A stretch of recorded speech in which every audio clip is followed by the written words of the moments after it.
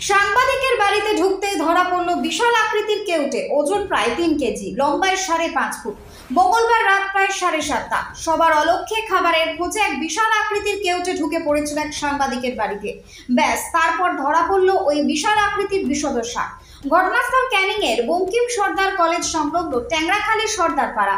এদিন রাতে একটি কেউটে সাপ সাংবাদিক প্রসেনজিৎ সর্দারের বাড়িতে ঢুকে পড়ে। কাকপক্ষীও টের পায়নি। রাত প্রায় 7টা নাগাদ ফোঁস ফোঁস গর্জন করতে থাকে। রাতের অন্ধকারে এমন অস্বাভাবিক গর্জন শুনে বাইরের বারান্দায় বেরিয়ে আসেন সাংবাদিক প্রসেনজিৎ সর্দারের মা মনোরমা দেবী। তিনি বিশাল আকৃতির সাপ দেখতে পেয়ে কি করবেন ভেবেই উঠতে পারছিলেন না। এমন অবস্থায় ঘরের বাইরে বেরিয়ে আসেন প্রসেনজিৎ বাবু এবং তিনি জাল দিয়ে ঘিরে দেন যাতায়াতের পথ। এরপর তড়িঘড়ি ফোন করেন সহকর্মী সুভাষ চন্দ্র দাসকে এবং সেই মুহূর্তে সাপ উদ্ধারকারী নিরঞ্জন সর্দারের খোঁজ শুরু করেন সুভাষ। তড়িঘড়ি তার বাড়িতে হাজির হয়, তাকে বাইকে করে চাপিয়ে ট্যাংরাখালীতে হাজির হয়। এরপর নিরঞ্জন সর্দার তার হাতের জাদুতে মিনিট 5-এর মধ্যে বিশাল আকৃতির সাপটি ধরে ফেলেন। স্বস্তি ফেরে সাংবাদিকের পরিবারে। নিরঞ্জন সর্দার জানিয়েছেন সাপটি পূর্ণবয়স্ক, খাবারের সন্ধানে গৃহস্থের বাড়িতে ঢুকে পড়েছিল। তারপর বর্ষাকাল চলছে, সাপেদের বাসস্থান রীতিমতো জলমগ্ন। সতর্কতা অবলম্বন অবশ্যই প্রয়োজন। ক্যানিং থেকে সুভাষ চন্দ্র দাসের রিপোর্ট, টার্গেট বাংলা নিউজ। বাড়ি তৈরি করবেন? ভাবছেন বাড়ি তৈরির সমস্ত সরঞ্জাম কোথায় পাবেন? চিন্তার কোনো কারণ নেই। সমস্ত চিন্তার অবসান ঘটাতে আপনাদের হাতের কাছেই আছে শৌর্য মার্বেল অ্যান্ড টাইলস। বাড়ি তৈরির সমস্ত সরঞ্জাম, ইট, বালি, স্টোন চিপ, সিমেন্ট, রড থেকে শুরু করে সমস্ত কিছুই পেয়ে যাবেন শৌর্য মার্বেল অ্যান্ড টাইলসে। শুধু তাই নয়, বাড়ি তৈরি করলেন, বাড়িতে পাথর বসাবেন, টাইলস লাগাবেন, বেসিন লাগাবেন, তাও পাবেন শৌর্য মার্বেল অ্যান্ড টাইলসে। Marble, granite, tiles, sanitary, bath fittings দ্রব্যর একমাত্র বিশ্বস্ত প্রতিষ্ঠান। আমাদের ঠিকানা হলো ভগবতী বালিকা বিদ্যালয়ের পাশে। আমাদের দ্বিতীয় কাউন্টারটি হলো গোঘাট 1 বিডিও অফিসের গেটের সম্মুখে। বিশদে জানতে কল করুন 9064236218-এ। প্রোপাইটার রাজা বিশ্বাস, গোঘাট, বকুলতলা, হুগলি।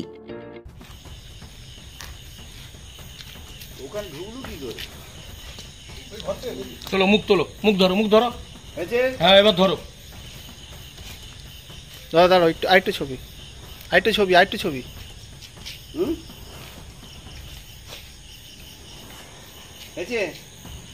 তোলো, তুমি কথা বলো না, তোলো।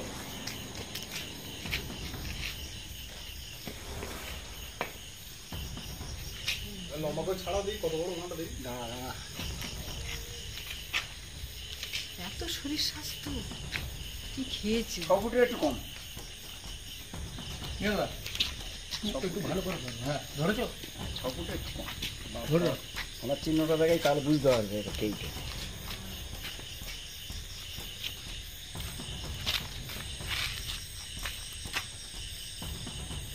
ফোনার চিহ্নটা দেখা যাচ্ছে? এদিকে তাকো, দেখো তো। দেখা যাচ্ছে ফোনার চিহ্নটা।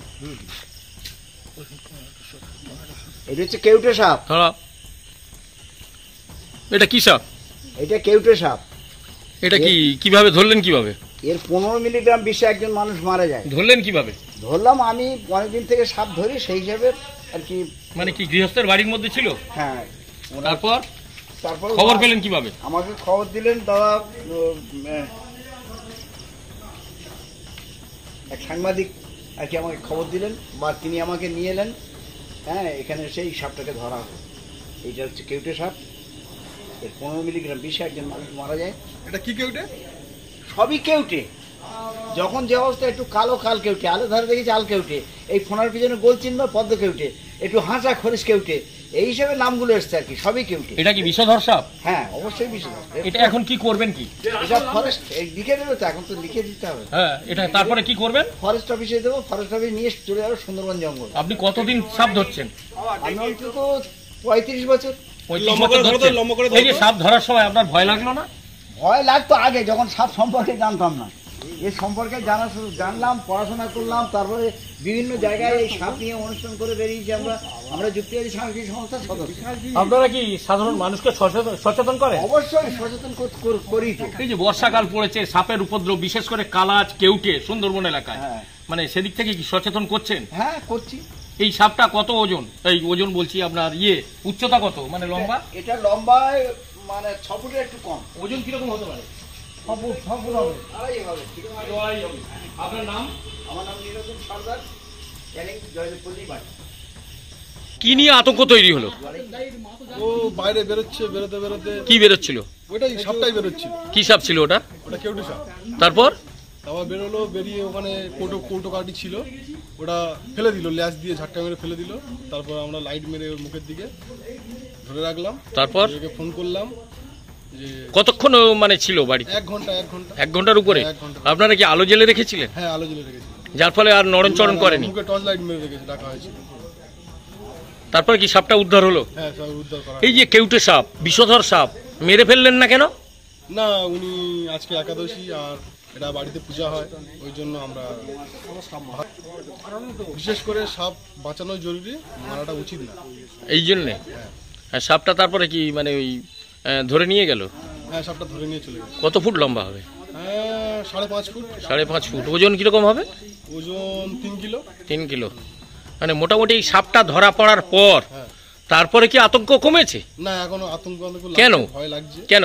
যে আরো থাকতে পারে। কি নাম আপনার? সঞ্জু মণ্ডল। কতুলপুরে সর্বপ্রথম এমআরআই পরিষেবা যুক্ত 110 বেডের মাল্টি স্পেশালিটি হসপিটাল হল মেডিকেয়ার জেনারেল হসপিটাল। স্বাস্থ্যসাথী মান্যতাপ্রাপ্ত এই হসপিটালে রয়েছে AC, non AC cabin, modern OT, ICCU, NICU, micro surgery, dialysis বিভাগ, ব্রেন ও spine surgery, cancer surgery, lift সহ নানান পরিষেবা। এছাড়াও রয়েছে সিটি স্ক্যান পরিষেবা যুক্ত নিজস্ব ডায়াগনস্টিক সেন্টার, ডক্টর চেম্বার্স, ওষুধের দোকান সহ 24 ঘন্টা অ্যাম্বুলেন্স পরিষেবা। 24 ঘন্টা অ্যাক্সিডেন্ট এমার্জেন্সি। রোগীর সুচিকিৎসা, সুপরিষেবা এবং সুস্বাস্থ্যই হল আমাদের মূল লক্ষ্য। ঠিকানা সরিষাদিঘি, কতুলপুর, বাঁকুড়া। যোগাযোগ নম্বর 9434216662 অথবা যোগাযোগ করুন 9732212924 এই নম্বরে।